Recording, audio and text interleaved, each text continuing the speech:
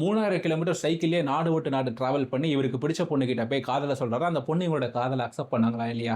ஒரு உண்மையான காதல் கதையை சொல்றேன், ஃபுல்லா கேளுங்க. பிரதீம்னா குமார் அப்படின்றவர் ஒடிசா மாநிலத்தை சேர்ந்த ஒரு யங் ஆர்டிஸ்டா இருக்காங்க. இவர் கல்லுலையும் நல்லா சிலை செதுக்குவாரு, பேப்பர்லையும் நல்லா பெயிண்டிங் பண்ணுவாரு.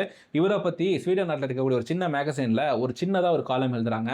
அந்த காலமா ஸ்வீடன் நாட்டில் இருக்கக்கூடிய சார்லட்டி அப்படின்ற இவங்க இந்த காலமை படிச்சதுக்கப்புறம் நம்ம இந்தியா போன ஒரு நாள் அப்படின்னா நம்ம கண்டிப்பாக ஒரு பார்த்தே ஆகணும் அப்படின்ற ஒரு எண்ணம் எங்களுக்கு வருது. அதுலேருந்து கொஞ்சம் நாட்களில் இவங்களோட ஃப்ரெண்ட்ஸ்லாம் சேர்ந்து நம்ம ஏன் இந்தியாவுக்கு ஒரு டூர் போகக்கூடாது அப்படின்ற ஒரு பிளான் போடுறாங்க. போட்ட உடனே இவங்களோட மனசில் கண்டிப்பாக போன உடனே இவரை பார்த்தே ஆகணும் அப்படின்ற ஒரு எண்ணம் வருது. வந்த உடனே இந்தியாவுக்கு இவரை போய் நேரில் பார்த்தோன்னே உங்களை பற்றி நான் படிச்சிருக்கேன், உங்ககிட்ட என்ன ஆர்ட் கற்றுக்க முடியுமா அப்படின்னு சொல்லி கேட்குறாங்க.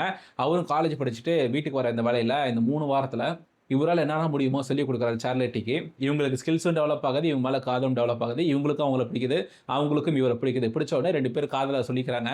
2 பேர் லவ் பண்ண ஆரம்பிக்கிறாங்க. 3 வாரம் கழிச்சு சார்லட்டி ஸ்வீடன் நாட்டுக்கு போக வேண்டிய ஒரு கட்டாயம் வருது. வந்த உடனே இவங்க கிட்ட கேட்குறாங்க, நீ என் கூட ஸ்வீடன் நாட்டுக்கு வந்துருங்க, நான் உங்களை கூட்டிகிட்டு போய் பத்திரமா பார்த்துக்கிறேன் அப்படின்னு சொல்லிட்டு 19 வயசில் இந்த விஷயத்த சொல்கிறாங்க. சொன்ன உடனே இல்லை எனக்கு 1.5 வருஷம் காலேஜ் இருக்குது, இந்த டிகிரி முடிச்சுட்டு நான் ஸ்வீடன் நாட்டுக்கு வரேன், அதுக்கப்புறம் நம்ம ஒன்றா சேர்ந்து வாழலாம் அப்படின்னு சொல்லிட்டு ஒரு விஷயத்த சொல்கிறாரு.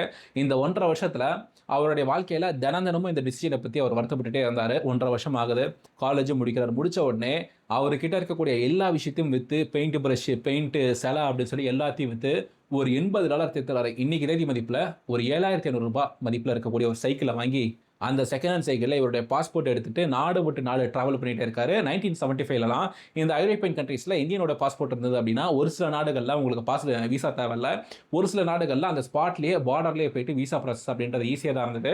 இவர் அந்த மாதிரி வீசா ப்ராசஸ் எல்லாம் கம்ப்ளீட் பண்ணிட்டு 3000 கிலோமீட்டர் சைக்கிளே ஓட்டிட்டு போய் ஸ்வீடன் நாட்டுக்கு போய் உங்களை பார்க்கறதுக்காக தான் நான் சைக்கிள்லேயே வந்தேன் அப்படின்னு சொல்லிட்டு சார்லட்டிக்கு நம்ம கல்யாணம் பண்ணிக்கலாம் அப்படின்ற ப்ரொபோசல் சொல்கிறாங்க.